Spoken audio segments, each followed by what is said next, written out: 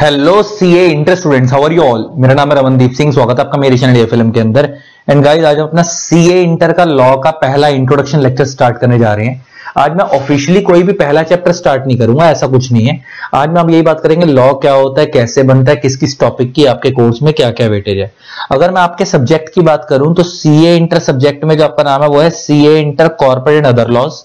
100 marks का आपका paper है न्यू सिलेबस के अंदर, और ये दो पार्ट में डिवाइड है। कॉर्पोरेट लॉ 70 मार्क्स का है, अदर लॉज 30 मार्क्स के हैं। इसमें कॉर्पोरेट लॉ में दो पोर्शन करने हैं आपको, कंपनीज एक्ट 2013 और एलएलपी एक्ट 2008। अच्छा, मैं अभी तक कुछ नहीं बताया मैंने लॉ क्या होता है, कैसे बनता है, ये सब मैंने कुछ नहीं बताया, अभी वो भी बताऊंगा। अभी तो मैं आपको सिर्फ कोर्स को ओवरव्यू दे रहा हूं 2-4 मिनट लगाकर। अभी डिटेल में बात करेंगे लॉ क्या होता है, कौन बनाता है, कैसे बनता है, सब कुछ। तो आपका कॉर्पोरेट लॉ दो पार्ट में डिवाइड है, कंपनीज एक्ट और एलएलपी एक्ट। कंपनी एक्ट में टोटल में 470 सेक्शंस हैं, लेकिन आपको पूरे नहीं करने हैं। आपके कोर्स में कितने हैं मैं आपको बताऊं। आपके कोर्स में मोटा मोटा अप्रोक्सीमेटली 150 सेक्शंस हैं। 150 कैसे है मैं बताता हूं। देखो, एक तो आपके कोर्स में 1 से लेकर 122 तक फ्लो में है, वो तो पढ़ने ही पढ़ने हैं, 1 से लेकर 122 तक, प्लस कुछ मिक्स सेक्शन हैं आगे पीछे के जो आपको पढ़ने। तो टोटल मिलाकर आपको 100-150 सेक्शन के आसपास पढ़ने कंपनी लॉ में। प्लस एलएलपी एक्ट, जो ओल्ड सिलेबस वाले बच्चे थे या जो न्यू वाले भी हैं, आप लोगों ने फाउंडेशन में भी पढ़ा, लेकिन वो बहुत कम पढ़ा है, यहां पे बहुत डिटेल में है। ये तो हो गया कंपनी लॉ वाला पोर्शन, कॉर्पोरेट लॉ वाला पोर्शन। अदर लॉज में आपके 3 चैप्टर हैं, FEMA, foreign exchange management act, interpretation of statute and general clauses act. And ये मेरा प्रॉमिस है कि एक बार अगर आपने मेरे से पूरा लॉ कर लिया और आपने हमारे लेक्चर कर लिए और बुक कर लिए, तो ना तो आपको स्टडी मैट करने की जरूरत है, ना स्कैनर करने की जरूरत है। हमारी बुक के अंदर ही हर चैप्टर के पीछे पास अटेम्प्ट के क्वेश्चंस, आरटीपी के क्वेश्चन, एमटीपी के questions, case study based questions with उनके सजेस्टेड आंसर्स कवर है। प्लस मैं क्लास में इतने लेवल का एनालिसिस करवा दूंगा आप लोगों को कि आपको सब मजाक लगेगा और पेपर में एग्जामिनेशन आएगी, ये मेरा प्रॉमिस है। ठीक है, तो चलो स्टार्ट करते हैं। मैं ऑफिशियली कोई चैप्टर स्टार्ट नहीं कर रहा। अब हम बात करते हैं लॉ क्या होता है, कैसे बनता है और कौन बनाता है, वगैरह वगैरह। ठीक है, एंड देख के वीडियो बताना जरूर कैसी लगी। एंड जिन लोगों ने तो चैनल को सब्सक्राइब नहीं करा, सब्सक्राइब करो, साथ में बेल आइकन को प्रेस कर देना, ताकि आप लोगों को मेरे न्यू वीडियोस की नोटिफिकेशन मिलती रहे। चलो स्टार्ट करते हैं और बताना जरूर देख के कैसा लगा। तो गाइस, अब हमने ये देख लिया कि आपके कोर्स में किस किस टॉपिक की क्या क्या वेटेज है। अब हम बात करेंगे लॉ क्या होता है, कैसे बनता है, कौन बनाता है। तीनों चीजों के बारे में बात करेंगे आपके कोर्स के अकॉर्डिंग। आज मैं ऑफिशियली कोई भी चैप्टर स्टार्ट नहीं करूंगा आपके कोर्स का, सिर्फ आज बेसिक बातें करेंगे लॉ को लेकर। लॉ क्या है, कौन बनाता है, कैसे बनता है, वगैरह वगैरह। अच्छा, मैं कभी किसी बच्चे से पूछता हूं ना लॉ क्या है, तो मेरे को पता है वो क्या बोलता है, सर कानून। ये तो वही बात हो गई, फ्रेंड मतलब कौन, दोस्त। इसका मतलब आप मेरे को समझा नहीं रहे हो, आप मेरे को इंग्लिश की हिंदी बता रहे हो। अब भगवान न करे किसी अंग्रेज ने तुम्हारे से पूछ लिया कि व्हाट इज लॉ, तो तुम क्या बोलोगे, कानून। अब तुम कानून बोलोगे तो उसे कानून समझाना भारी पड़ जाएगा, कानून क्या होता है। सेम वही वाली हालात होगा अगर मैं किसी बच्चे से पूछ लेता ना एसेट क्या है, एसेट, तो पता वो क्या बोलेगा, लैंड, बिल्डिंग। अगर मैं बोलूंगा लाइबिलिटी क्या है तो कहेगा लोन। तो आप मेरे को एसेट और लाइबिलिटी नहीं समझा रहे हो, आप मेरे को उसके एग्जाम्पल दे रहे हो। तो अल्टीमेटली मैं आज ये वाली बात करूंगा कि अल्टीमेटली हमें चीज समझनी है कि वो चीज होती क्या है। तो लॉ क्या होता है, कैसे बनता है, कौन बनाता है, सबके बारे में बात करेंगे। मैं ना उल्टा चलूंगा मतलब इन द सेंस कि जैसे ना हम कैसे चलेंगे कि सबसे पहले हम करेंगे लॉ कौन बनाता है, हम ऐसे चलेंगे, इस प्रोसेस से चलेंगे। फिर हम देखेंगे लॉ कैसे बनता है, फिर आखिरी में बात करेंगे लॉ होता क्या है। मतलब मैं थोड़ा सा उल्टा चल रहा हूं, थोड़ा क्या पूरा ही उल्टा चल रहा हूं, वरना कायदे से मेरे को सिखाना क्या चाहिए था, लॉ क्या होता है, फिर कैसे बनता है, फिर कौन बनाता है। मतलब कैसे बनता है और कौन बनाता है मेरे को ऐसे सिखाना चाहिए था, लेकिन मैं उल्टा कैसे चल रहा हूं। पहले मैं तुम्हारे को सिखाऊंगा आज क्या, कि लॉ कौन बनाता है, कैसे बनता है, फिर आखिरी में बात करेंगे लॉ क्या होता है। फिर बात करेंगे कितने तरीके के लॉ होते हैं, उसके बारे में बात करेंगे। क्योंकि ना मैं कई बार अक्सर बंदे से पूछता हूं, कई बार मैं बच्चे से पूछता हूं कि लॉ कौन बनाता है, तो बंदा कहता है सरकार बनाती है। जैसे हम लोग कई बार क्या होता है, कोई भी लॉ गलत बन जाता है, जैसे जीएसटी आया था तो उससे बहुत सारे लोगों को नेगेटिव इंपैक्ट पड़ा, तो उसमें तो लोगों ने ना गाली देनी शुरू कर दी कि मोदी सरकार ने ये कर दिया, वो कर दिया। फिर कोई और नया लॉ आता तो फिर दूसरी सरकार को गाली पड़ती है। तो ले दे के अल्टीमेटली जो हम सरकार को गाली देते हैं कि सरकार ने ये कर दिया, सरकार ने ऐसा लॉ बना दिया, सरकार ने वैसा लॉ बना दिया, क्या एक्चुअल में सरकार लॉ बनाती भी है या नहीं, आज उसके बारे में बात करेंगे। ठीक है जी, तो शुरुआत करते हैं। अब हम जो शुरुआत कर रहे हैं कि हमारे इंडिया में लॉ कौन बनाता है। ठीक है जी, उससे शुरुआत कर रहे हैं, फिर हम बात करेंगे कैसे बनता है, फिर उसके बाद हम बात करेंगे लॉ होता क्या है। तो आपको ना मैं बैकग्राउंड पर लेकर जा रहा हूं, मैं कहां पर लेकर जा रहा हूं आप लोगों को, 8th 9th क्लास के अंदर आप लोगों को सिविक्स में एक चीज सिखाई जाती थी। सिविक्स में 9th क्लास के अंदर इंडियन लीगल सिस्टम के, या उसको स्टेट भी बोलते हैं, 3 ऑर्गन्स होते हैं, वैसे तो 4 होते हैं लेकिन मेनली 3 ही होते हैं, आपको सिखाए जाते हैं। कुछ याद है आपको? 9th क्लास में सिखाई जाती है। बच्चा कहता है सर हमारे को 6 महीने पहले पढ़ाया हुआ याद नहीं है, आप 9th क्लास की बात कर रहे हो। मैं समझता हूं बेटा, सब समझता हूं। चलो चलो जरा देखो, तो हम लोगों ने 9th क्लास में पढ़ा था कि इंडियन लीगल सिस्टम के, इसको हम बोलते हैं इंडियन लीगल सिस्टम के, लीगल सिस्टम कह लो या इसको स्टेट कह लो, इसके 3 ऑर्गन्स होते हैं। ये हम लोगों ने 9th या 10th क्लास में पढ़ा था। अभी क्या ऑर्गन थे मैं जरा आपको याद दिलाता हूं, किसी कईयों को तो मेरे बोलते ही याद आ भी गए होंगे। वो 3 ऑर्गन्स क्या क्या थे? एक था लेजिस्लेटिव बॉडीज,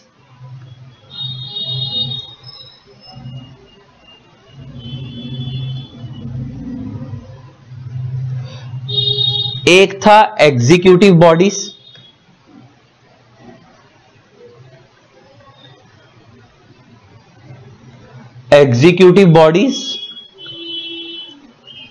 और एक था जुडिशियल बॉडीज।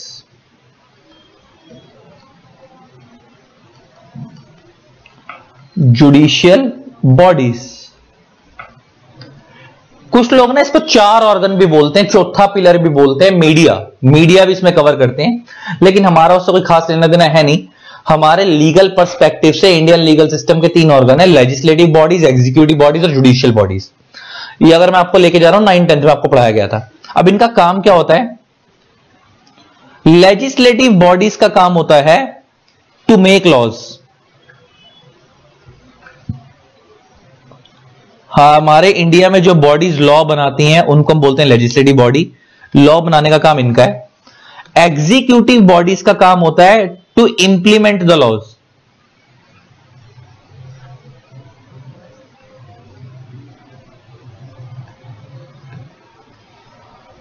जुडिशियल बॉडीज का मतलब काम होता है to interpret the law and pass the judgement.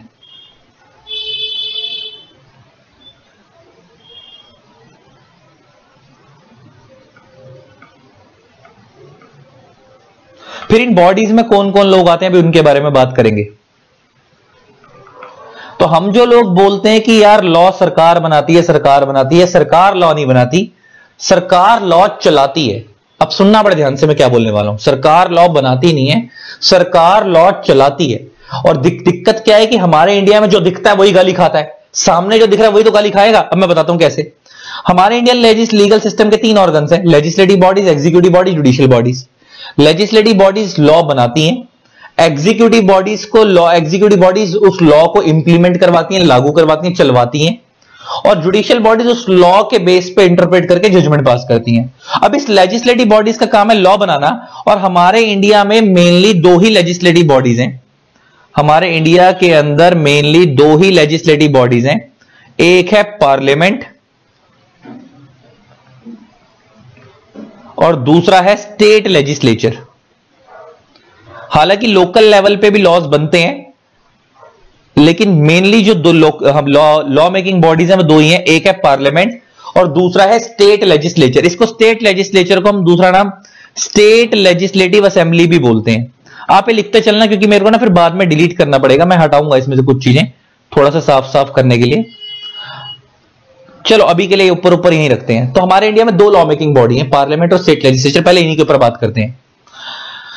देखो, जो हमारे इंडिया में ना 2 तरीके के लॉ होते हैं। एक वो वाले लॉ होते हैं जो पूरे इंडिया पे एप्लीकेबल होते हैं, और एक वो वाले लॉ होते हैं जो स्टेट टू स्टेट वेरी करते हैं, इस स्टेट का अलग दूसरी स्टेट का अलग। एग्जांपल लेके बात करते हैं, जो आप कंपनीज एक्ट 2013 पढ़ोगे, इनकम टैक्स 1961 पढ़ोगे, है ना, ट्रांसफर ऑफ प्रॉपर्टी एक्ट है, कॉन्ट्रैक्ट एक्ट है, सेल ऑफ गुड्स एक्ट है, ये सब जो आपने पढ़े हैं, ये वो वाले लॉ है जो पूरे इंडिया पे लगते हैं। एक तो ये वाले लॉ हो गए।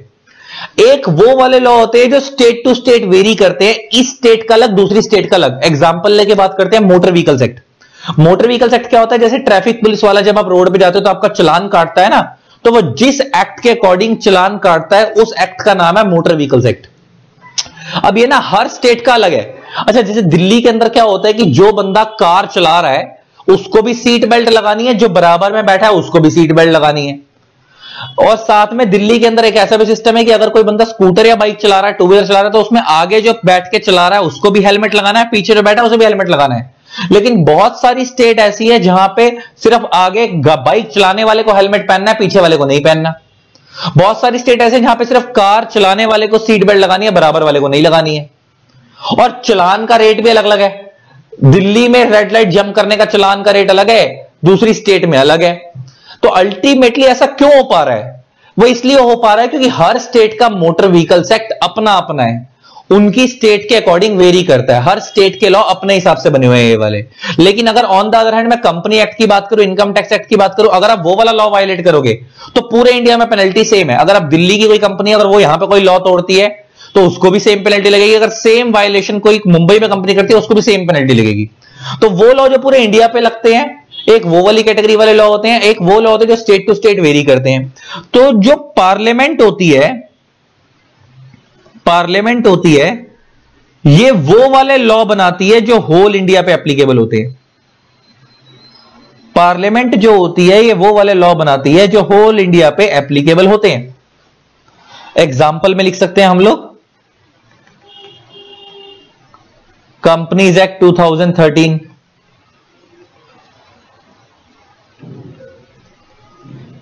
Income tax act 1961,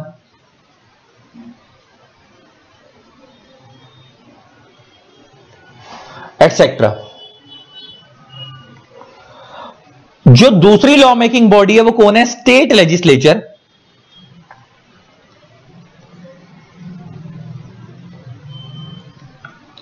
state legislature वो वाले लॉ बनाती है जो स्टेट टू स्टेट वेरी करते हैं। स्टेट टू स्टेट क्या करते हैं? वेरी करते हैं। मतलब इस स्टेट का अलग दूसरी स्टेट का अलग, हर स्टेट में अलग है। तो इसके एग्जांपल में क्या लिख सकते हैं? मोटर व्हीकल्स एक्ट,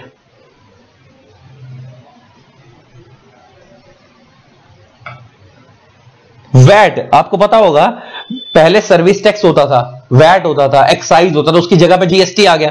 लेकिन वैट अभी भी खत्म नहीं हुआ। अगर आप दारू पे देखोगे, अल्कोहल वगैरह पे देखोगे तो आज भी वैट ही लगता है। तो वैट वगैरह भी खत्म है, वैल्यू एडेड टैक्स एटसेट्रा। तो ये हर स्टेट का अलग है। पेट्रोल पे वैट लगता है, दारू पे वैट लगता है ना। तो इन सब चीजों पे वैट लगता है। तो अल्टीमेटली हमारे इंडिया की दो लॉ मेकिंग बॉडी है, पार्लियामेंट और स्टेट लेजिस्लेचर। पार्लियामेंट वो वाले लॉ बनाती है जो पूरे इंडिया पे लगते हैं, और स्टेट लेजिस्लेचर वो वाले लॉ बनाती है जो स्टेट टू स्टेट वेरी करते हैं। इस स्टेट का अलग दूसरी स्टेट का अलग। तो अब सुनना पड़े ध्यान से। पार्लियामेंट जो लॉ बनाती है इसको इंप्लीमेंट करवाती है सेंट्रल गवर्नमेंट। मतलब पार्लियामेंट ने लॉ तो बना दिया, लेकिन इसको इंप्लीमेंट कौन करवाएगी, लागू कौन करवाएगी कि इस लॉ को फॉलो कैसे करना है, किस डेट से करना है, वो सब कौन बताएगी? सेंट्रल गवर्नमेंट बताएगी। एंड इसको हम शॉर्ट में बोलते हैं CG, central government. And state legislature जो लॉ बनाती है इसको इंप्लीमेंट करवाती है state government, implemented by state government. इसको हम शॉर्ट में बोलते हैं SG, implemented by state government. तो पार्लियामेंट ने जो लॉ बनाया उसको लागू कौन करवाएगी कि मतलब अब लॉ तो बन गया, अब इसको किस डेट से फॉलो करना है, किस तरीके से फॉलो करना है, वो कौन बताएगी? Central government. और स्टेट गवर्नमेंट ने, स्टेट लेजिस्लेचर ने जो लॉ बनाया उसको इंप्लीमेंट कैसे करना है वो कौन बताएगी? State government. अब सुनना पड़े ध्यान से। देखो जब मैं बोल रहा हूं ना पार्लियामेंट, तो पार्लियामेंट के अंदर जो लीडिंग सरकार है, जैसे अभी इंडिया के अंदर मोदी सरकार है सेंट्रल गवर्नमेंट पे, सेंट्रल लेवल पे, वो लीडिंग सरकार हो गई। तो पार्लियामेंट के अंदर जो लीडिंग सरकार है, गवर्नमेंट है, वो भी होती है, प्लस ऑपोजिशन भी होती है। दोनों होते हैं ना। पार्लियामेंट में जब वोटिंग करवाई जाती है, जब नया लॉ बनता है, तो वहां पे दोनों होते हैं, अपोजिशन वाले भी होते हैं और लीडिंग सरकार भी होती है। तो हम ये कैसे बोल सकते हैं कि सरकार ने लॉ बनाया? सरकार लॉ बना नहीं रही है। एक बार जब वो लॉ बन जाएगा तो उसको लागू कौन करवाएगी? लीडिंग सरकार, सेंट्रल गवर्नमेंट। तो हमारे अभी से इंडिया में लीडिंग सरकार कौन है? बीजेपी। तो उसको लागू कौन करवाएगी? बीजेपी करवाएगी कि इसको फॉलो कैसे करना है, इंप्लीमेंट कैसे करवाना है, किस डेट से फॉलो करना है, वो सब बीजेपी बताएगी। लेकिन जिस टाइम वो लॉ बन रहा था उस टाइम पे पार्लियामेंट में दोनों लोग थे, लीडिंग सरकार भी और ऑपोजिशन भी। तो इसलिए सरकार लॉ बनाती नहीं है, क्योंकि अगर हम ये बोलेंगे सरकार लॉ बना रही तो ऑपोजिशन का क्या काम है? सबकी वोटिंग करवाई जाती है, दोनों लोग होते हैं, उसके बाद वोटिंग के बेस पे लॉ पास होता है, उसमें एक मेजोरिटी का सिस्टम होता है, उसके रिक्वायर्ड मेजोरिटी रेजोल्यूशन पास करेगी तो आपका लॉ पास होगा, तो लॉ बनेगा।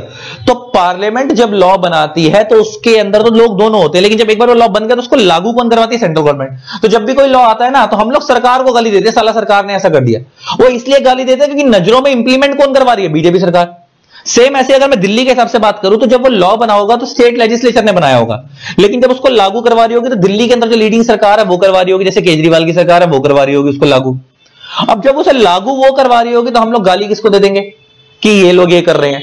तो अल्टीमेटली मैं कहना, आम आदमी पार्टी की ये कर रही है, तो अल्टीमेटली मैं कहना ये चाह रहा हूं कि लॉ मेकिंग बॉडीज कौन कौन है? याद रखना, पार्लियामेंट और स्टेट लेजिस्लेचर। सरकार लॉ नहीं बनाती, लेकिन जब वो बन जाते हैं तो उसको लागू कौन करवाती है? सरकार करवाती है। अब लोगों की नजरों में सरकार ही लॉ जो है इंप्लीमेंट करवा रही है, तो गाली भी किसको पड़ती है? सरकार को। जैसे एग्जांपल लेके बात करते हैं, अभी जो मोटर व्हीकल्स एक्ट है इसको बनाया किसने है? स्टेट लेजिस्लेचर ने। इन्होंने लॉ बनाकर छोड़ दिया। अब रोड पे खड़ा हुआ ट्रैफिक पुलिस वाला चालान काट रहा है। अच्छा, चालान जो काट रहा है वो तो सरकार का पार्ट है, वो स्टेट लेजिस्लेचर का पार्ट थोड़ी है, वो तो सरकार का हिस्सा है, गवर्नमेंट बॉडी का हिस्सा है। पुलिस एक गवर्नमेंट का डिपार्टमेंट है, वो उसका हिस्सा है। तो वो जो ट्रैफिक पुलिस वाला चालान काट रहा है, जब उसने अगर मान लो किसी ट्रैफिक पुलिस ने आपका 2000 रुपए का चालान काट दिया, तो आप गाली जिसने लॉ बनाया था स्टेट लेजिस्लेचर ने उसको नहीं दोगे, आप गाली किसको दोगे? उस ट्रैफिक पुलिस वाले को कि साले ने मेरा चालान काट दिया। यही बोलते आओगे ना घर में, किलसते किलसते आओगे कि साले ने मेरा चालान काट दिया आज। ऐसा क्यों? जबकि लॉ उसने थोड़ी बनाया, लॉ तो स्टेट लेजिस्लेचर ने बनाया है, वो तो उस लॉ को सिर्फ इंप्लीमेंट करवा रहा है, उस चले हुए लॉ को इंप्लीमेंट करा। पुलिस वाला आपको अरेस्ट करने आता है, तो पुलिस कोई स्टेट लेजिस्लेचर थोड़ी है, state legislature law making body है, वो लॉ बना रही है, लेकिन उस लॉ के बेस पे अरेस्ट कौन करेगा आपको? पुलिस वाला। तो अगर वो पुलिस वाला आपको अरेस्ट करके ले जाएगा किसी कारण, किसी भी रीजन की वजह से, तो आप गाली लॉ मेकर को थोड़ी दोगे, आप तो गाली पुलिस वाले को दोगे, साला अरेस्ट करके ले गया मेरे को। क्योंकि हमारे को फ्रंट पे वही दिख रहा है। और वो सब किसका पार्ट है? सरकार का पार्ट है, स्टेट गवर्नमेंट का पार्ट है। गवर्नमेंट डिपार्टमेंट्स, पुलिस डिपार्टमेंट किसका पार्ट है? सरकार का पार्ट है। और सरकार लॉ बनाती नहीं है, सरकार क्या करती है? लॉ इंप्लीमेंट करवाती है। तो ये पुलिस वाले, ट्रैफिक पुलिस वाले अपना लॉ को, जो बना हुआ लॉ से इंप्लीमेंट करवा रहे हैं, तो सामने पब्लिकली ये दिख रहा है तो गाली यही खाते हैं, मगर ये लॉ बनाया नहीं है, तो बने हुए लॉ को सिर्फ इंप्लीमेंट करवा रहे हैं। तो अल्टीमेटली हमारे को अभी एक बात समझ आ गई, हमारे इंडिया में दो तरीके की लॉ मेकिंग बॉडी है, एक है पार्लियामेंट, एक है स्टेट लेजिस्लेचर। पार्लियामेंट वो वाले लॉ बनाती है जो पूरे इंडिया पे लगते हैं, एंड स्टेट लेजिस्लेचर वो वाले लॉ बनाती है जो स्टेट टू स्टेट वेरी करते हैं। पार्लियामेंट जो लॉ बनाती है उसको इंप्लीमेंट कौन करवाती है? Central government. स्टेट लेजिस्लेचर जो लॉ बनाती है उसको इंप्लीमेंट कौन करवाती है? State government. तो इसीलिए जो हमने जो पहली बॉडी पढ़ी ना, लेजिस्लेटिव बॉडीज, इसके अंदर दो बॉडी है, पार्लियामेंट और स्टेट लेजिस्लेचर। और लेजिस्लेटिव बॉडी का काम क्या? To make laws. और ये पार्लियामेंट और स्टेट लेजिस्लेचर का क्या काम है, अब आपको समझ आ गया। ठीक है, तो हमारा पहला कंसेप्ट खत्म हो गया। तो ये एक तो हो गई लेजिस्लेटिव बॉडीज। अब आती है एग्जीक्यूटिव बॉडीज। एग्जीक्यूटिव बॉडीज का काम क्या है? टू इंप्लीमेंट लॉज, बने हुए लॉ का इंप्लीमेंट करवाना। तो इसके अंदर कौन कौन आता है? सेंट्रल गवर्नमेंट, क्योंकि सरकार लॉ बनाती नहीं है तो इंप्लीमेंटिंग बॉडी है ना।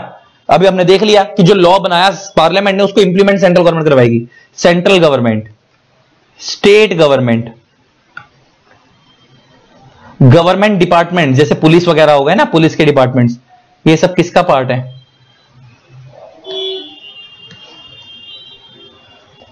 Government departments. अच्छा, इसके अलावा मिनिस्ट्रीज। हमारे इंडिया में क्या होता है? मिनिस्ट्रीज होती हैं, मिनिस्ट्रीज रूल्स बनाती हैं। अच्छा, एक्ट और रूल में फर्क होता है। जैसे हम पढ़ रहे हैं कंपनीज एक्ट, एक्ट में क्या होते हैं? सेक्शन।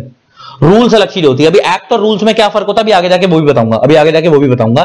तो जो एक्ट होता है वो पार्लियामेंट बना रही है, लेकिन जो रूल्स होते हैं वो मिनिस्ट्रीज बनाती हैं, गवर्नमेंट बनाती है। गवर्नमेंट ने पावर दे रखी है मिनिस्ट्रीज को, तो मिनिस्ट्रीज भी इसके अंदर आती हैं।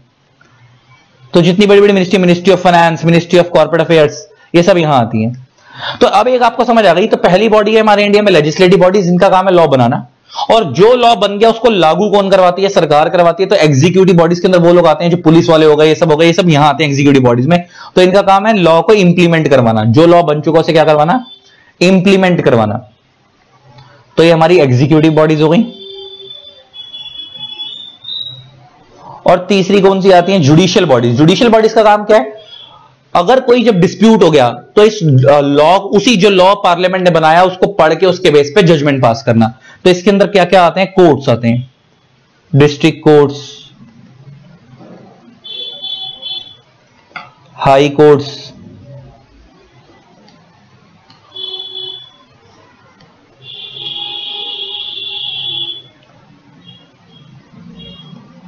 सुप्रीम कोर्ट,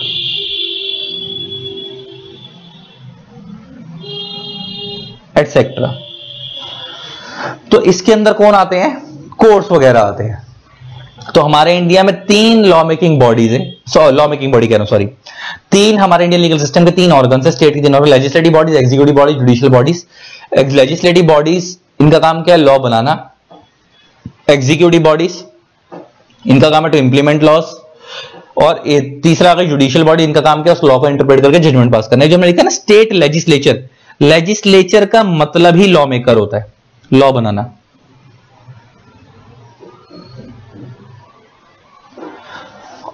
अच्छा एक बात और, तुमने सुना होगा ना एमपी एमएलए। ये एमपी एमएलए क्या होते हैं मैं तुम्हें समझाता हूं। देखो एमपी क्या होता है और एमएलए क्या होता है, तुम सुनना। देखो जो लोग पार्लियामेंट में काम करते हैं वो पार्लियामेंट के मेंबर्स हो गए। जो लोग पार्लियामेंट में काम करते हैं पार्लियामेंट के मेंबर्स हो गए, तो उन्हें हम बोलते हैं मेंबर्स ऑफ पार्लियामेंट। वो बोलते हैं ना चाचा हमारा विधायक है, मेंबर्स ऑफ पार्लियामेंट, तो इनको हम शॉर्ट में बोलते हैं एमपी। एंड जो लोग स्टेट लेजिस्लेटिव असेंबली में काम करते हैं वो वहां के मेंबर हो गए।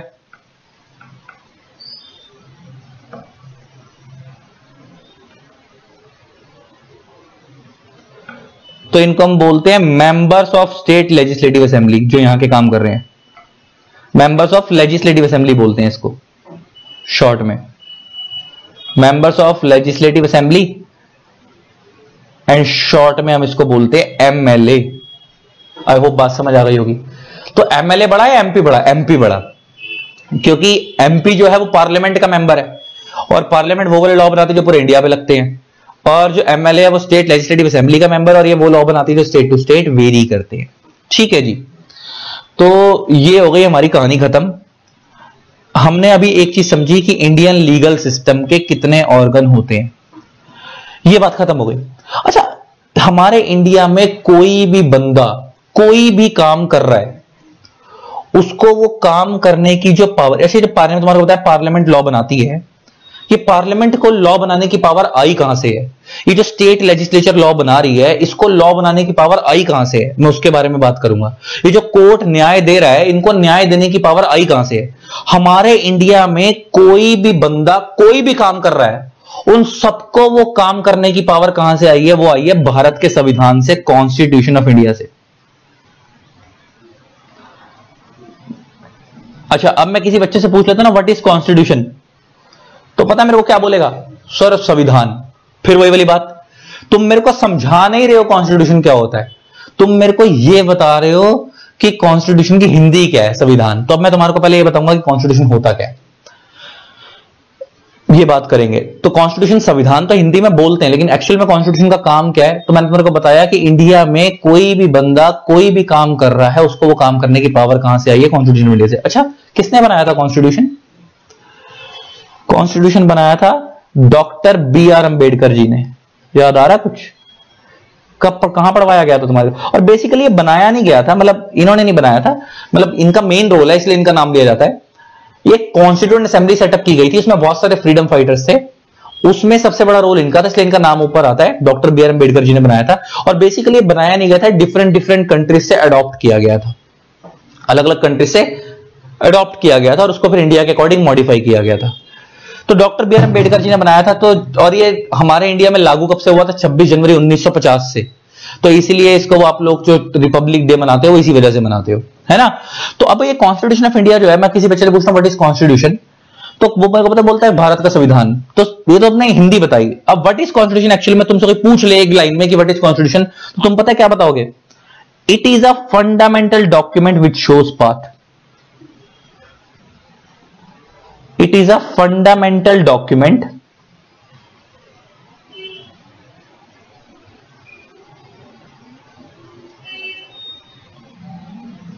विच शोज पाथ। तो कॉन्स्टिट्यूशन क्या है? एक फंडामेंटल डॉक्यूमेंट है जो रास्ता दिखाता है कि देश चलेगा कैसे। मैंने अभी तुम्हारे को क्या बोला? फंडामेंटल मीन सुप्रीम, इससे ऊपर कुछ नहीं। अच्छा इसीलिए इससे हम आपको पता है कॉन्स्टिट्यूशन को इंडिया में मदर ऑफ ऑल लॉज भी कहा जाता है। It is also known as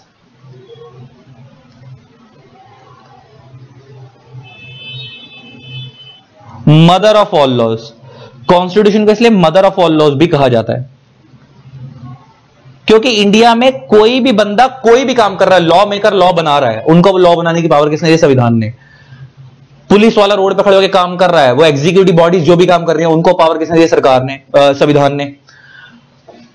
court न्याय दे रहे हैं, उनको न्याय देने की पावर किसने दी? संविधान ने। तो इंडिया में कोई भी बंदा कोई भी काम कर रहा है, उनको वो काम करने की पावर कहां से? संविधान से। तो इसलिए कहा जाता है it is a fundamental document which shows path.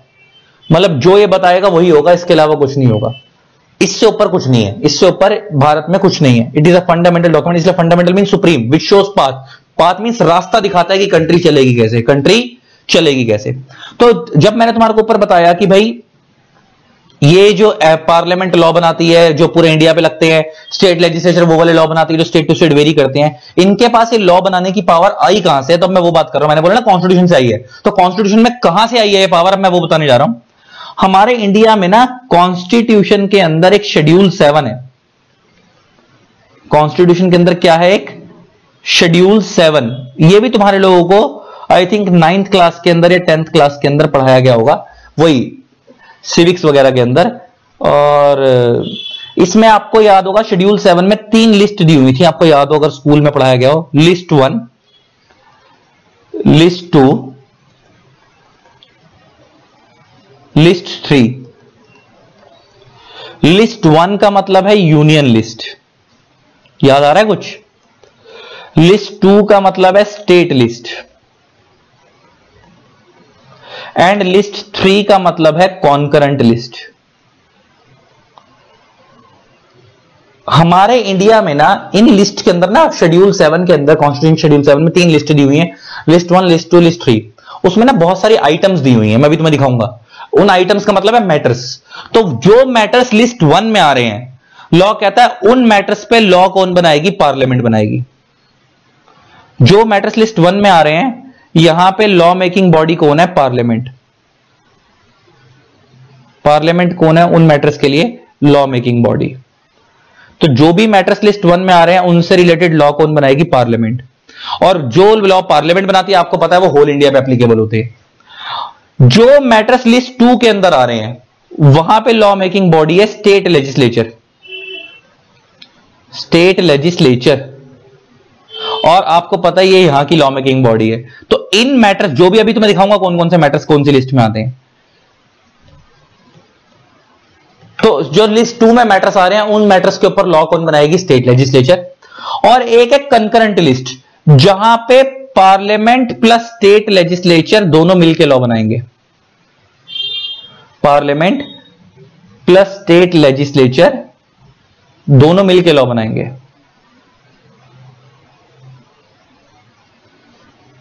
दोनों ही लॉ मेकिंग बॉडी हैं, दोनों मिलकर लॉ बनाएंगे।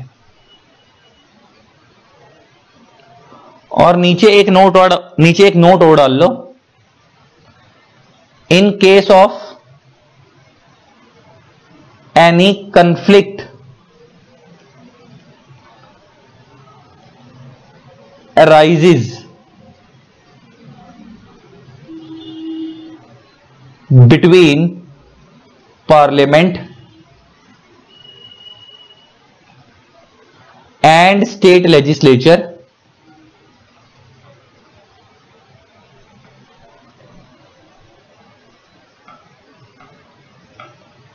then parliament will prevail over state legislature.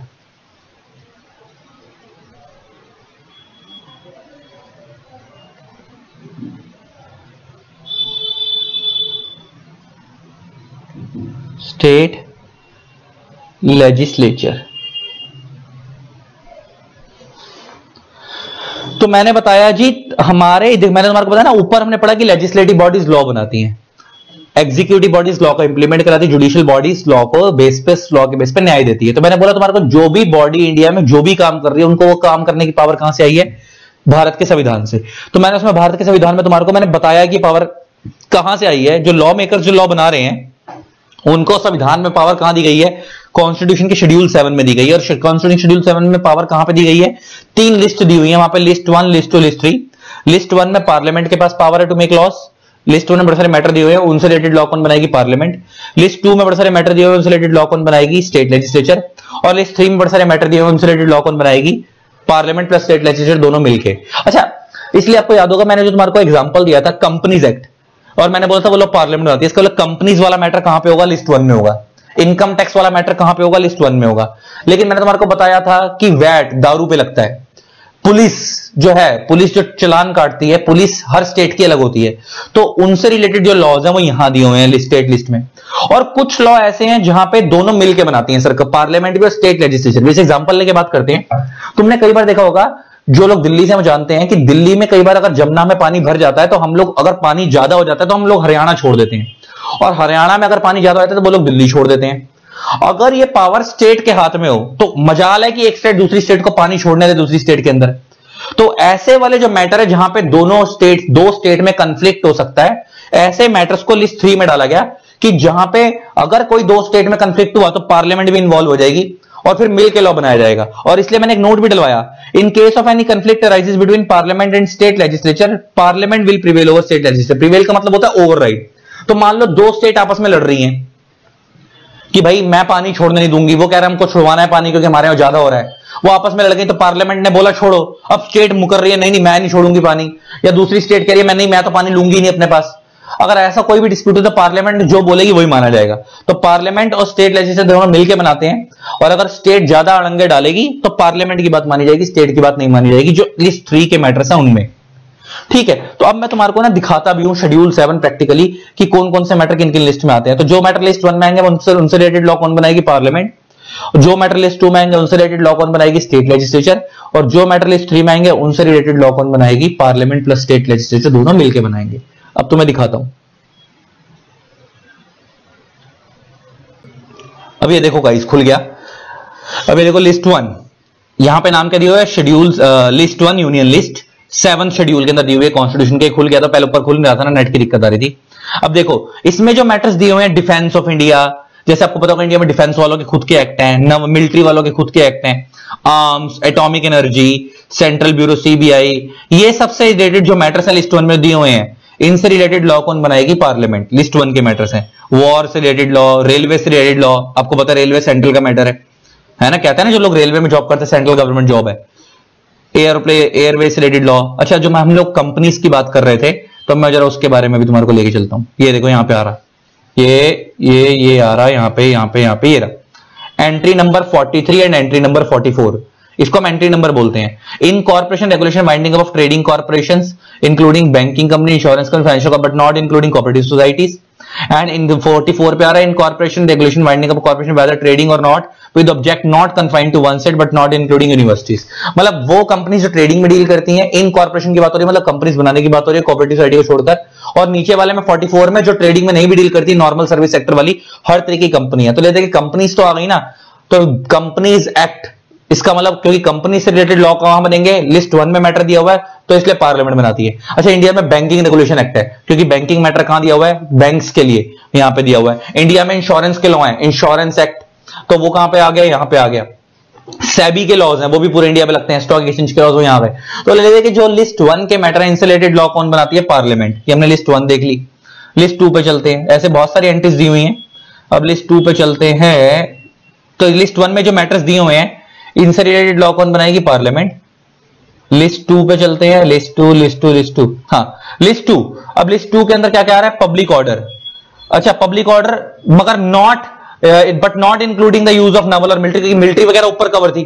इसके अलावा जो बाकी चीजें जैसे एग्जांपल पुलिस वगैरह देखो नीचे की तरफ आ रही है ना, या हाई कोर्ट्स। अच्छा, आपको पता होगा हाई कोर्ट जो है लो except supreme court, supreme court तो इंडिया लेवल पे हो गया, हाई कोर्ट हर स्टेट का अपना होता है तो अपने लेवल पे लॉ बनाते हैं। लोकल गवर्नमेंट एग्जांपल एमसीडी वगैरह, म्युनिसिपैलिटी वगैरह, है ना, इन सबसे रिलेटेड लॉ कौन बनाएगी, स्टेट लेजिस्लेचर। ये लिस्ट 2 का मैटर हो गया जो तुम्हारे को मैंने बताया था। एग्रीकल्चर आपको पता हर स्टेट का अलग होता है, तो उससे रिलेटेड मैटर कहां पे आ गए, लिस्ट 2 में।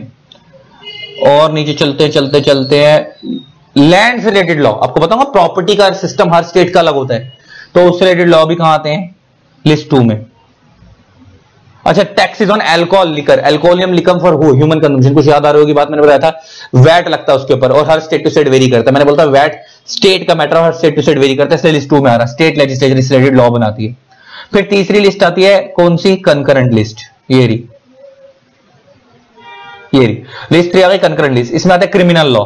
अच्छा, क्रिमिनल लॉ में क्या होता है, आपको पता होगा हमारे इंडिया में क्रिमिनल प्रोसीजर कोड है, सिविल प्रोसीजर कोड है। अब तो इनकी जगह पे दूसरे लॉ आ गए हैं, इनकी जगह पे भारतीय न्याय संहिता और ये सब लॉ आ रहे हैं नए नए। तो ये जो इंडिया में लॉ बन रहे हैं, जो नए नए आ रहे हैं क्रिमिनल लॉ, ये सब में क्या होता है कि ये तो सेंट्रल एक्ट हो गए, प्लस हर स्टेट को भी पावर दी हुई है क्राइम को हैंडल करने के लिए। तो वहां पे पार्लियामेंट प्लस स्टेट दोनों मिलकर हैंडल कर रही है उस चीजों को, इसलिए ऐसे वाले मैटर कहां पे आते हैं, कॉन्करेंट लिस्ट के अंदर आते हैं। तो ये थर्ड मैटर हो गया, जो इसमें वो वाले मैटर आ गए जो लिस्ट 3 में आते हैं। तो आपको समझ आ गए कि कुछ मैटर ऐसे जो लिस्ट 1 में है उसमें पार्लियामेंट लॉ बनाएगी, कुछ मैटर ऐसे जो लिस्ट 2 में उसमें स्टेट लेजिस्लेचर लॉ बनाएगी, कुछ ऐसे यहाँ पे दोनों मिलकर लॉ बनाएंगे। तो वो वाले मैटर कहां आते हैं, लिस्ट 3 के अंदर आते हैं। ठीक है, तो हमने प्रैक्टिकली भी देख लिया शेड्यूल 7 कैसा दिखता है और उसकी एंट्रीज जो उसमें मैटर्स हैं वो कैसे कैसे हैं। अब आगे बढ़ते हैं। तो गाइस, अब आपको यह समझ आ गया कि लॉ कौन बनाता है। अब हम बात करते हैं कि लॉ बनता कैसे है। हमारा वो जो 3 क्वेश्चन थे जो मैंने कहा था उल्टा चलेंगे, पहले बात करेंगे लॉ बनाता कौन है, फिर बात करेंगे लॉ बनता कैसे है, फिर बात करेंगे कि लॉ होता क्या है। तो हमारा पहला क्वेश्चन खत्म हो गया, लॉ कौन बनाता है, और वो आपको क्लियर हो चुका है, वो लॉ मेकिंग बॉडीज कौन कौन सी है, पार्लियामेंट और स्टेट लेजिस्लेचर। अब हम बात करते हैं कि लॉ बनता कैसे है। देखो, लॉ कैसे बनता है मैं उसके बारे में बात करता हूं। देखो, ये जो हम पढ़ते हैं कंपनीज एक्ट 2013, हम पढ़ रहे हैं इनकम टैक्स एक्ट 1961। तो ये जो एक्ट होता है, एक्ट, ये एक्ट का मतलब अपने आप में लॉ होता है। लेकिन एक्ट ना अपने आप में कभी भी कंप्लीट लॉ नहीं होता, ये याद रखना। एक्ट का मतलब लॉ जरूर होता है लेकिन ये कंप्लीट लॉ नहीं होता। देखो, 4 चीजों को जोड़ के कंप्लीट लॉ बनता है, act plus rules plus circulars plus notifications. इन चारों चीजों को जोड़ देंगे तो क्या बनेगा, लॉ बनेगा। Act plus rules plus circulars plus notification, जब चारों चीजों को जोड़ देंगे तो क्या बनेगा, लॉ। अब इन चारों में क्या फर्क होता है वो समझाऊंगा, अभी वो भी समझाऊंगा। अभी बात करते हैं कि सर ये जो एक्ट है, एक्ट, क्योंकि सबसे बड़ा मेन चीज यही है, जितने भी सेक्शंस होते हैं यही होते हैं। एक्ट कैसे बनता है उसी के बारे में बात कर रहे हैं। अच्छा, एक कंपनीज एक्ट मैंने तुम्हारे बताया पार्लियामेंट बनाती है, और जो मोटर व्हीकल्स एक्ट था वो स्टेट का लॉ था, तो वो वाले एक्ट कौन बनाती है, स्टेट लेजिस्लेचर। तो एक्ट भी पार्लियामेंट भी बना सकती है और स्टेट लेजिस्लेचर बना सकती है। एक्ट बनाने की पावर दोनों के पास है, बस पार्लियामेंट वो वाले एक्ट बनाएगी जो पूरे इंडिया पे लगेंगे, और स्टेट लेजिस्लेचर वो वाले एक्ट बनाएगी जो स्टेट टू स्टेट वेरी करेंगे। तो अब हम ना लॉ मेकिंग प्रोसेस पढ़ रहे हैं पार्लियामेंट वाला। पार्लियामेंट लॉ कैसे बनाती है, पार्लियामेंट लॉ कैसे बनाती है, अब हम पार्लियामेंट का लॉ मेकिंग प्रोसेस पढ़ रहे हैं। पार्लियामेंट का लॉ मेकिंग प्रोसेस पढ़ रहे हैं अब हम, ठीक है। देखो, कोई भी एक्ट बनने से पहले बिल होता है, बिल। आपने सुना होगा ना, बिल पास हो गया, ये हो गया, वो हो गया। तो बिल का मतलब होता है ड्राफ्ट लॉ। तो सबसे पहले एक ड्राफ्ट रेडी किया जाता है, लॉ मेकर्स बैठते हैं, एक्सपर्ट्स की टीम बैठती है, सबसे पहले एक बिल रेडी किया जाता है, उसको हम बोलते हैं ड्राफ्ट लॉ। उस बिल को both the houses of parliament से पास कराया जाता है। अच्छा, both the houses of parliament कौन कौन से हो गए, लोकसभा और राज्यसभा।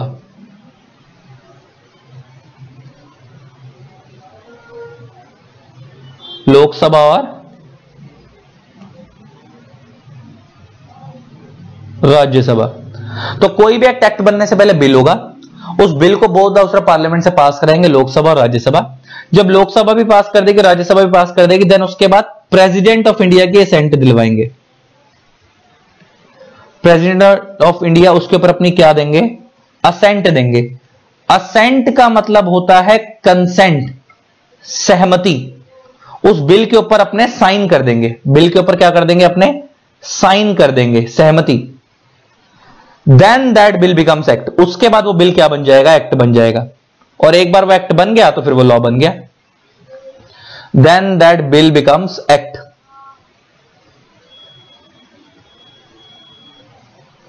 और एक बार वो बिल बन गया तो वो क्या बन गया, लॉ बन गया। अच्छा, एक्ट का ए हमेशा कैपिटल में रहेगा, याद रखना। अगर एक्ट का ए हमेशा कैपिटल में रहेगा, अगर स्मॉल में होगा तो फिर वो एक्टिविटी बन जाएगा। हम खाना खा रहे हैं वो एक एक्टिविटी, हम साइकिल चला रहे हैं एक्टिविटी है, वो एक्टिविटी बन जाएगा। एक्ट का ए हमेशा कैपिटल रहेगा, याद रखना। लॉ तभी कहलाएगा वो। तो कोई भी एक्ट कैसे बनता है, और एक्ट बन गया तो मतलब लॉ बन गया। तो कोई भी एक्ट बनने से पहले बिल होता है, उस बिल को both the house of parliament से पास कराएंगे, लोकसभा और राज्यसभा, उसके प्रेसिडेंट के उसके ऊपर साइन कराएंगे, उसके बाद वो बिल क्या बन जाएगा, एक्ट बन जाएगा, जैसे साइन हो गए। अब ये एक्ट बन तो गया, लेकिन अब ये मुद्दा आता है कि सर ये लॉ बन तो गया, लेकिन ये इफेक्टिव कब से होगा, लागू कब से होगा। तो सर जब ये एक्ट बनता है ना, तो इसको, इस एक्ट को, एक्ट बनने के बाद ऑफिशियल गजेट ऑफ इंडिया में पब्लिश कर दिया जाता है। Official gazette of India. अच्छा, ऑफिशियल गजेट ऑफ इंडिया को हिंदी में बोलते हैं भारत का राजपत्र। हिंदी में क्या बोलते हैं, भारत का राजपत्र। और इसके अंदर ना एक डेट बताई जाती है। अच्छा, इसकी ना भारत सरकार की वेबसाइट है, भी तुम्हें दिखा भी दूंगा ये कहां पे आता है लॉ। एक भारत सरकार की वेबसाइट है egazette.nic.in।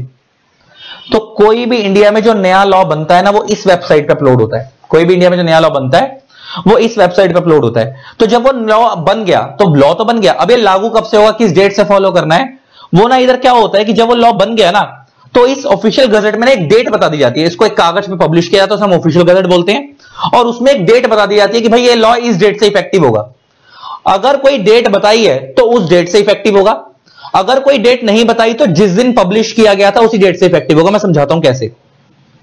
मान लो कोई प्रेसिडेंट ने किसी लॉ को असेंट दी, जब वो एक्ट बना, मान लो प्रेसिडेंट ने किसी लॉ को असेंट दी 1/1/2024 को, प्रेसिडेंट ने लॉ को असेंट दी, एंड मान लेते हैं सेम डे उसे ऑफिशियल गजेट में पब्लिश भी कर दिया गया।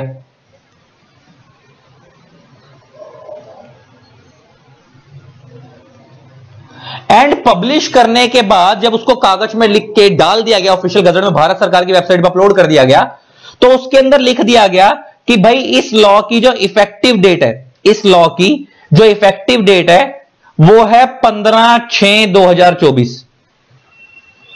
तो अगर ऐसी कोई डेट बताई है तो उस डेट से इफेक्टिव होगा वो लॉ।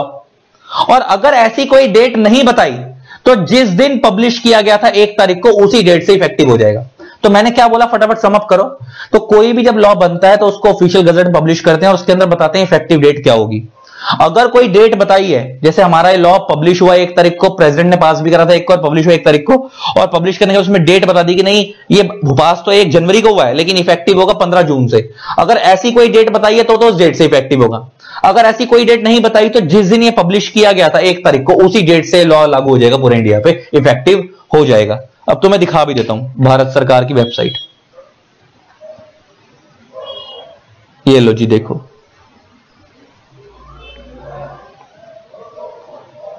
देखो egazette.nic.in, ये हमारी भारत सरकार की वेबसाइट है। हमारे इंडिया में कोई भी जब नया लॉ बनता है तो वो इस वेबसाइट पे आता है। ये रहा, ये रहा। अच्छा, वो लॉ किस मिनिस्ट्री, देखो ये देखो पब्लिश डेट आ रही है, ये लॉ बना होगा। अच्छा, वो लॉ किस मिनिस्ट्री में आता है वो भी लिखा होता है। जैसे हमारा companies act, ministry of corporate affairs उससे रिलेटेड रूल्स बनाती है तो वो उसके अंडर आता है। हमारा income tax act ministry of finance के अंडर आता है। तो यहाँ पे लॉ पब्लिश होता है, इस डेट को पब्लिश डेट लिखी होती है। यहां से आप उस लॉ को डाउनलोड कर सकते हो इस वेबसाइट से आगे, और वो लॉ किस मिनिस्ट्री के अंदर आता है यहाँ पे ये सब लिखा होता है। तो इस वेबसाइट से निकालते हैं। लेकिन हम लोग ना प्रैक्टिकली इस वेबसाइट पे आते नहीं है, क्योंकि हमारा मेनली काम कॉर्पोरेट लॉस पे होता है। तो हमारे को कोई भी नया लॉ देखना होता है या कोई भी नई अमेंडमेंट देखनी होती है तो हम यहां से निकालते हैं। मैं तुम्हें दिखाता हूं कहां से, हम कहां से देखते हैं,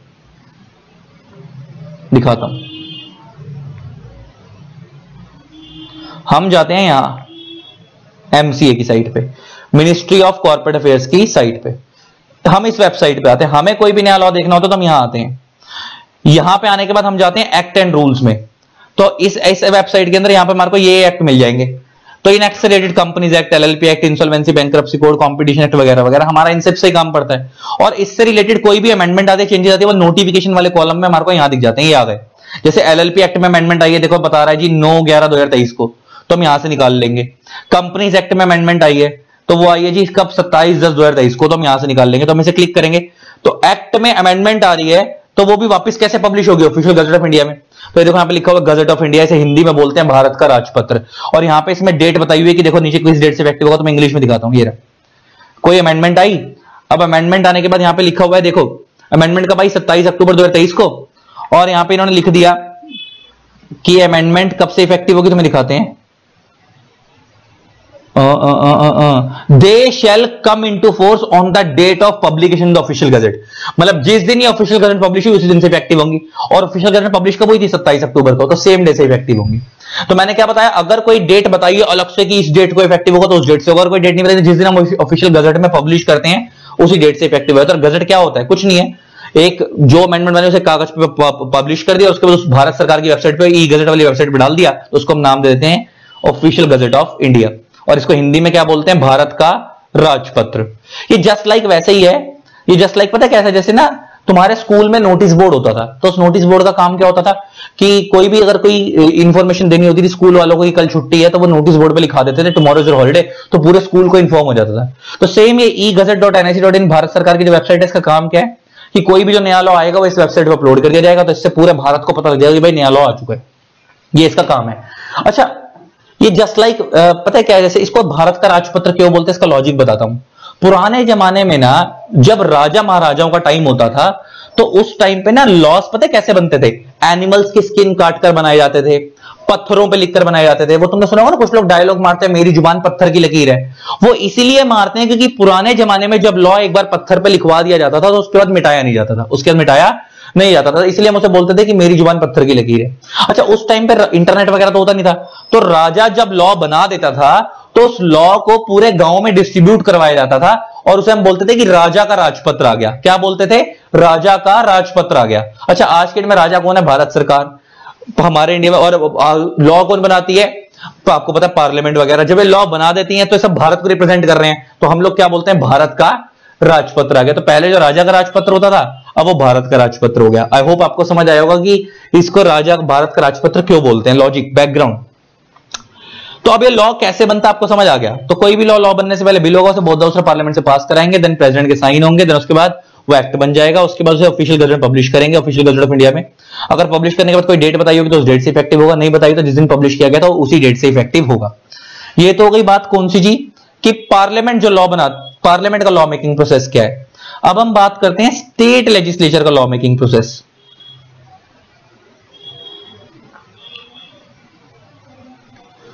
क्योंकि पार्लियामेंट जो लॉ बनाती है पूरे इंडिया पे लगते हैं। अब हम बात करते हैं स्टेट लेजिस्लेचर का लॉ मेकिंग प्रोसेस।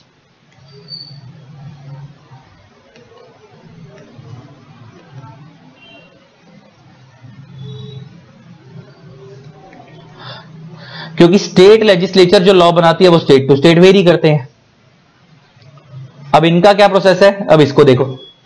देखो यहां पे पहला सिस्टम सेम है, कोई भी एक्ट बनने से पहले बिल होगा, और बिल का मतलब क्या होता है, वही ड्राफ्ट लॉ, एक ड्राफ्ट लॉ रेडी किया जाएगा। देन उसको क्या करते थे, both the house of parliament से पास कराते थे, इसको both the houses of state legislature से पास करवाएंगे। अच्छा, both the houses of state legislature कौन से हैं, विधानसभा और Vidhan Parishad.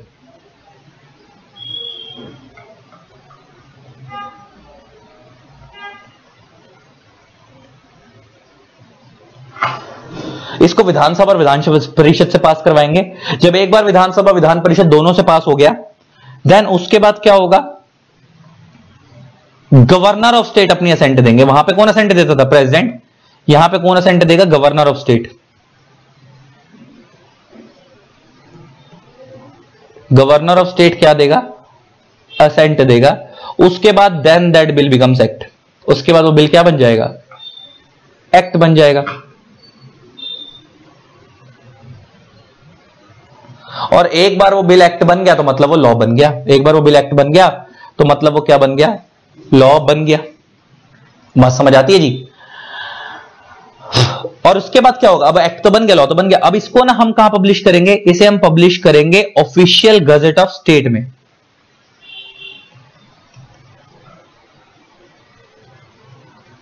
Gazette of state में।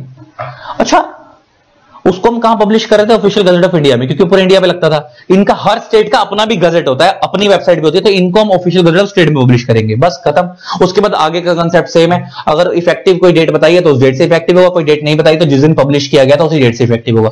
तो फटाफट सम अप करो, आपको लॉ बनता कैसे वो भी समझ आ गया। तो कोई भी एक्ट बनने से पहले बिल होगा, देन उसको बोथ हाउस ऑफ पार्लियामेंट से पास कराएंगे, देन प्रेसिडेंट के असेंट दिलवाएंगे, देन वो एक्ट बन जाएगा। वो लॉ मेकिंग पार्लियामेंट वाला प्रोसेस है। अगर स्टेट वाला हुआ तो कोई भी एक्ट बनने से पहले बिल होगा, फिर उसको फिर हम both house of state legislature से पास करवाएंगे, देन गवर्नर ऑफ स्टेट के असेंट दिलवाएंगे, देन वो एक्ट बन जाएगा। और उसको कहां पब्लिश करते हैं? ऑफिशियल गजट ऑफ इंडिया में। और इसको कहां पब्लिश करते हैं? ऑफिशियल गजट ऑफ स्टेट में। तो आपको अब दो चीजें समझ आ गई, लॉ होता क्या है, नहीं सॉरी ये नहीं, वो तो भी बताया नहीं। लॉ बनाता कौन है, बनता कैसे, दो चीजें समझ आ गई। हालांकि अभी मैंने लॉ में देखो चार चीजें आती हैं, एक्ट, रूल्स, सर्कुलर्स और नोटिफिकेशन। मैंने तुम्हारे को भी बात बताई थी, चार चीजों को जोड़ के लॉ बनता है। मैंने एक्ट कैसे बनता है ये बता दिया। अब रूल, सर्कुलर, नोटिफिकेशन के बारे में बात करूंगा अभी मैं। ठीक है जी, तो आपको यहां तक क्लियर हो गई, तुम्हारी दो चीजें क्लियर हो गई, लॉ कैसे बनता है, कौन बनाता है। अब हम पढ़ेंगे लॉ क्या होता है, फिर ये रूल, सर्कुलर, नोटिफिकेशन वगैरह के बारे में अभी बात करेंगे।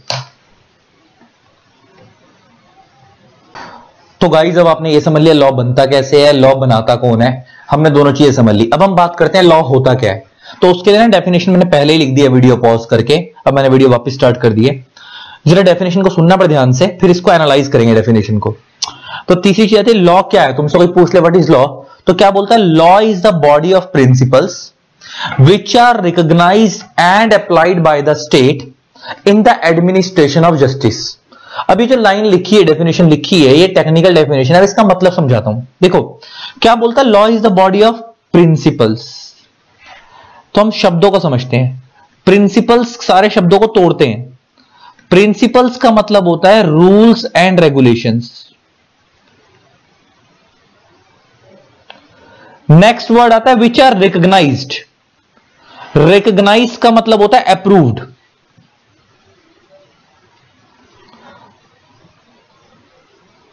रिकॉग्नाइज का मतलब क्या होता है? अप्रूव्ड।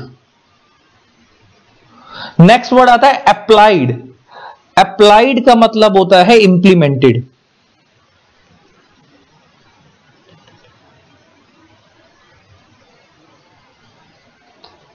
By the state. यहां पे ना स्टेट वर्ड, यहां पे स्टेट का मतलब स्टेट गवर्नमेंट नहीं है, यहां पे state word article 12 of Indian constitution से उठाया गया है। और यहां पे स्टेट का मतलब है parliament, state legislature,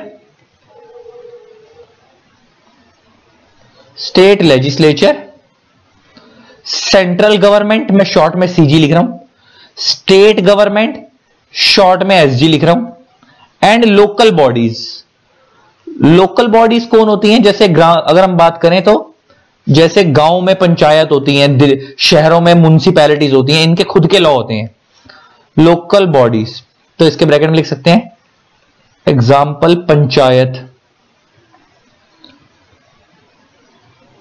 municipality, municipal corporation etcetera. ये सब कौन होती हैं? लोकल बॉडीज होती हैं। अब जरा समझना इस डेफिनेशन को। देखो law is the body of principles. Law एक ढांचा है किस चीज का? रूल्स एंड रेगुलेशंस का, जो कि रिकॉग्नाइज मींस अप्रूव किया गया है। किसके द्वारा? या तो पार्लियामेंट के द्वारा या स्टेट लेजिस्लेचर के द्वारा, क्योंकि आपको पता है लॉ मेकिंग बॉडी दो ही है, या तो पार्लियामेंट या स्टेट लेजिस्लेचर। अच्छा फिर ये सीजी और एसजी का क्या रोल है? अब आपको पता है इनका रोल क्या है। जो लॉ पार्लियामेंट बनाती है उसको इंप्लीमेंट कौन करवाती है? Central government. और जो लॉ स्टेट लेजिस्लेचर बनाती है उसको इंप्लीमेंट कौन करवाती है? State government.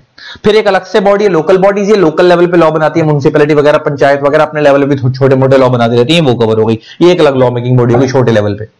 तो लॉ एक बॉडी है, ढांचा है किस चीज का? रूल्स एंड रेगुलेशंस का, जो कि अप्रूव किया है किसने? या तो पार्लियामेंट ने या तो स्टेट लेजिस्लेचर ने, जो कि इंप्लीमेंट किया जाता है। अप्लाइड मींस इंप्लीमेंट किया जाता है किसके ऊपर? जनरल पब्लिक के ऊपर। किस लिए? In the administration of justice, न्याय पाने के लिए। किस लिए? In the administration of justice, न्याय पाने के लिए। तो आई होप आपको डेफिनेशन का एनालिसिस क्लियर हो गया होगा। तो लॉ एक ढांचा है किस चीज का? रूल्स एंड रेगुलेशंस का, जो कि किसके अप्रूव करते हैं कौन? या तो पार्लियामेंट या स्टेट लेजिस्लेचर, जो कि इंप्लीमेंट किया जाता है किसके ऊपर? होल पब्लिक के ऊपर। किस लिए? In the administration of justice, न्याय पाने के लिए। तो अब हमने तीनों चीजें समझ ली। लॉ क्या होता है वो हमने समझ लिया। अच्छा अब आपको समझ आ गया मैंने अब क्यों बताया लास्ट में क्योंकि आपको पार्लियामेंट का रोल क्या है, स्टेट लेजिस्लेचर का क्या रोल है, कैसे लॉ बनता है, वो सब पहले नहीं पता होता, तो ये डेफिनेशन बेकार लगती ना सुनने में। अब आपको सब पता है कि वो लॉ कैसे बनाती हैं, उनके पास पावर कहां से आई है, कॉन्स्टिट्यूशन से आई है, शेड्यूल 7 से आई है, अब आपको सब पता है और आप पूरे बैकग्राउंड से होते हुए यहां पे आ रहे हो। तब मैंने आखिरी में बताया लॉ क्या होता है। तब हमने तीनों चीजें सीख ली, लॉ क्या होता है, लॉ कैसे बनता है, कौन बनाता है और उनको बनाने की पावर कहां से आई है, ये सब हमने सीख लिया। अब हम बात करते हैं लॉ ना दो तरीके के होते हैं, लॉ भी ना दो तरीके के होते हैं, एक होता है क्रिमिनल लॉ, एक होता है सिविल लॉ। आप लोगों ने नाम सुना होगा, एक होता है क्रिमिनल लॉ और एक होता है सिविल लॉ, सबने सुना होगा, लेकिन मतलब किसी को भी नहीं पता। मैं तुम्हें सच्चाई बताऊं तो देखो, इतना जरूर लोगों को पता है कि सिविल लॉ में थोड़ा सा पनिशमेंट कम मिलती है, क्रिमिनल लॉ में ज्यादा मिलती है, ऐसा लोगों को पता है। यार सिविल लॉ में थोड़ा सा फाइन कम लगता है, सिविल लॉ थोड़ा सा लेस सीरियस इन नेचर होता है, क्रिमिनल लॉ थोड़ा सा मोर सीरियस इन नेचर होता है, ये लोगों को पता है। लेकिन फर्क क्या है, बड़े ध्यान से लोगों को पता नहीं है, मैं तुम्हें समझाता हूं। देखो सिविल लॉ और क्रिमिनल लॉ में ये चीज का अगर आपको डिफरेंस क्लियर हो गया तो आपको समझ जाएगा कौन सा सिविल लॉ कौन सा क्रिमिनल। अगर आपका main aim to punish someone है,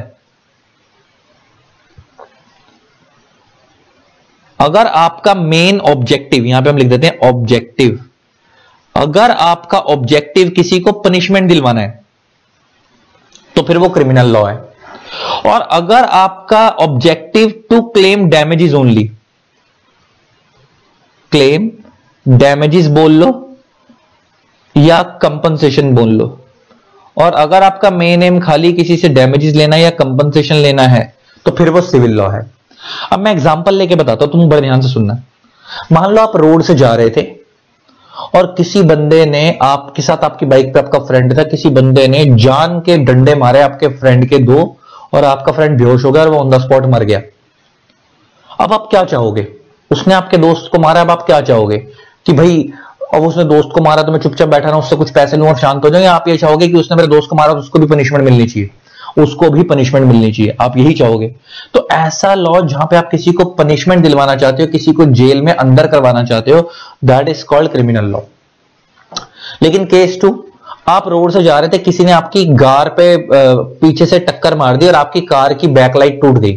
अब आप क्या चाहते हो, आपकी बैकलाइट टूट गई, आप उसको जेल में करवाना चाहते हो, या आप ये चाहते हो कि जिसने आपका नुकसान करा आपको उसकी भरपाई मिल जाए, उसने जो आपका नुकसान करा उसकी भरपाई मिल जाए, तो दैट इज सिविल लॉ।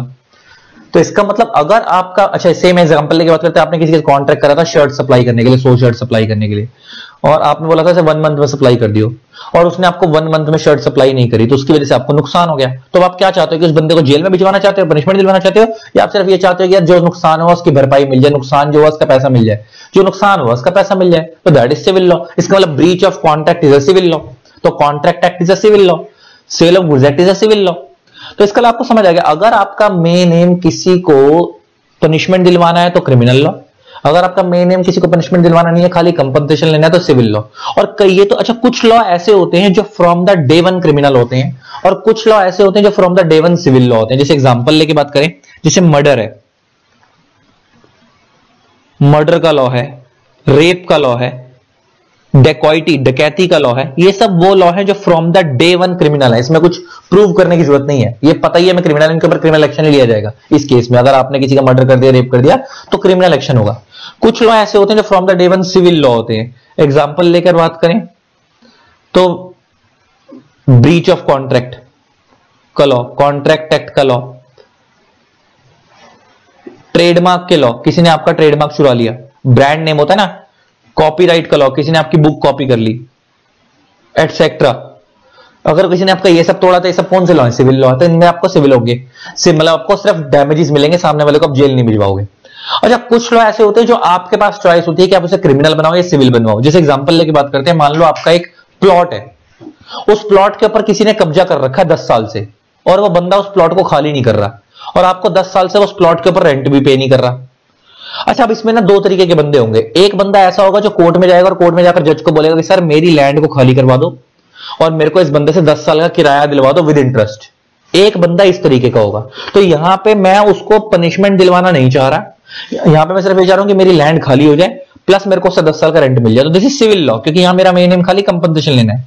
लेकिन ऑन द अदर हैंड अगर मैं जज को जाकर ये बोलता हूं कि सर मेरे को एक तो इससे 10 साल का रेंट तो दिलवाओ, लेकिन साले को उठाकर जेल में भी डालो ताकि इसको अक्कल आ जाए कि आगे से किसी और के साथ ये ऐसी हरकत ना करे। तो यहां पे मैं कंपनसेशन के साथ साथ उसको डैमेजेस भी दिलवाना चाहता हूं, मतलब उसको जो पनिशमेंट भी दिलवाना चाहता हूं, तो ये ऑटोमेटिक क्रिमिनल लॉ में कन्वर्ट हो जाएगा। तो फिर क्या कहलाएगा? Criminal law. तो यहां पे आपके पास चॉइस थी कि आप इसे सिविल बनाओ या क्रिमिनल बनाओ। तो हमने क्या सीखा? कुछ लॉ ऐसे होते हैं जो from the day one civil law होते हैं, कुछ लॉ ऐसे होते हैं जो from the day one criminal law होते हैं, और कुछ लॉ ऐसे यहाँ पे आपके पास चॉइस होती है कि सिविल बनाओ या क्रिमिनल बनाओ। ये बात खत्म हो गई। अब हम बात करते हैं कि मैंने आपसे एक बात की थी कि act plus rules plus circulars plus notification क्या होती है, मिलाकर कंप्लीट लॉ बनता है। अब आपको ये तो पता लग गया कि एक्ट कौन बनाती है, पार्लियामेंट या स्टेट लेजिस्लेचर। अच्छा, एक्ट में क्या होते हैं? सेक्शंस। अच्छा, ये एक्ट कौन बनाती है? पार्लियामेंट। एग्जांपल लेके बात करते हैं, आपको पता ही है। जो रूल्स होते हैं ना, वो बनाती है सेंट्रल गवर्नमेंट, सीजी गवर्नमेंट। अच्छा, सेंट्रल एक्ट के केस में जो वो वाले जो पूरे इंडिया पे लगते हैं, उसमें पार्लियामेंट लॉ बना रही है तो सेंट्रल गवर्नमेंट उससे रिलेटेड रूल्स बनाएगी। लेकिन जो लॉ स्टेट लेजिस्लेचर बनाती है, उससे रिलेटेड रूल स्टेट गवर्नमेंट बनाती है, चीज याद रखना। अच्छा, मान लो पार्लियामेंट ने कोई लॉ बनाया, जैसे कंपनी एक्ट बनाया। एग्जांपल लेके बात करते हैं, कंपनीज एक्ट 2013, ये पार्लियामेंट ने बनाया। अच्छा, पार्लियामेंट ने लॉ बनाया, ये पार्लियामेंट ने क्या बनाया? एक्ट। एक्ट में क्या है? सेक्शंस। उससे रिलेटेड रूल्स कौन बनाएगी? Central government. और सेंट्रल गवर्नमेंट ना खुद कुछ नहीं करती, उन्होंने अपनी पावर आगे डेलीगेट कर रखी है मिनिस्ट्री ऑफ कॉर्पोरेट अफेयर्स को। पावर डेलीगेट कर रखी है रूल्स बनाने की, किसको? एमसीए को। अच्छा, रूल्स का काम क्या होता है? रूल जो होता है ना, वो सेक्शन को चलाने में हेल्प करता है। देखो, रूल सिर्फ आएगा ही तब पहले जब एक्ट आएगा।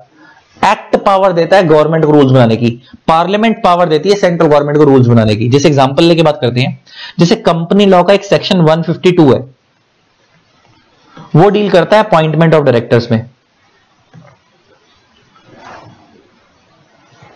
कंपनी लॉ का एक सेक्शन 152 है, वो किस में डील करता है? अपॉइंटमेंट ऑफ डायरेक्टर्स में।